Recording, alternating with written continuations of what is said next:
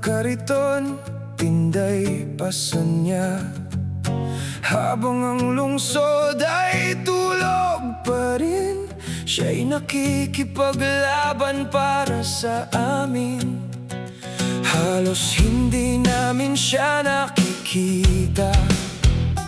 Pag-uwi gabi na, pagod ang mukha. Kami mahimbing na sa aming higaan. Si inay lang ang naghihintay sa kanyang pagdating. Lahat ng programa sa aking paaralan, si inay lang ang laging nasa harapan. Busy ako sa trabaho, lagi niyang sabi, hindi ko alam, buhay niya pala ang kapalit. Ngayon ako'y sumisigaw sa mundong mapanghusga. Bakit ang mabubuti ang laging nagdurusa? Isang amang nagsakripisyo hanggang sa huling hininga. Iniwan ang sariling pangarap para sa pamilya. Hindi siya naging mayaman, pero ang puso niya'y walang katumbas. Ang huling habilin niya'y habang duguan sa lansangan. Mahal ko kayo, yun ang naiwan.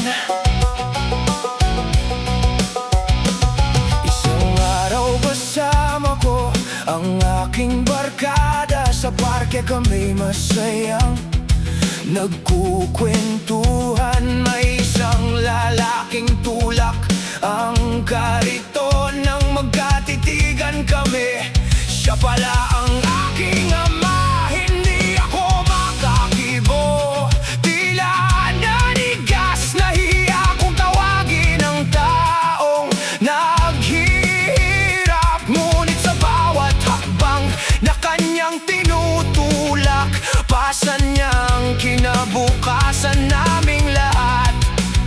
Paglingon niya sa akin, tila gusto niyang umiti. Marahil hinihintay niyang marinig ang salitang tay. Ngunit isang iglap, rumagasa ang trahedya. Isang truck ang bumangga sa kanyang katawan.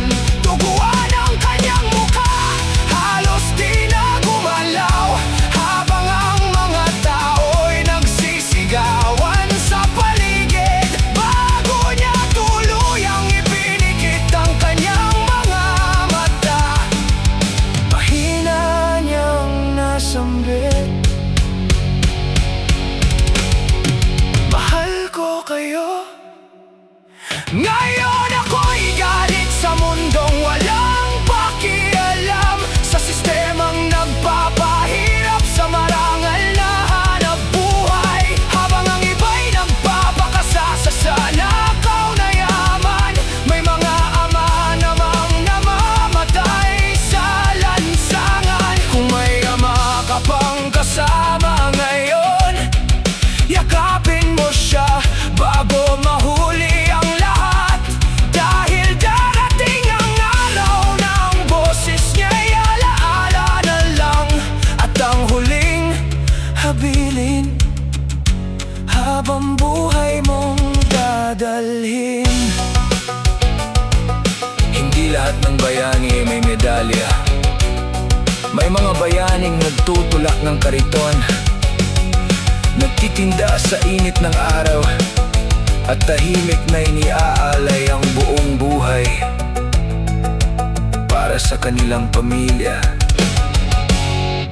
Huwag mong hintayin mawala sila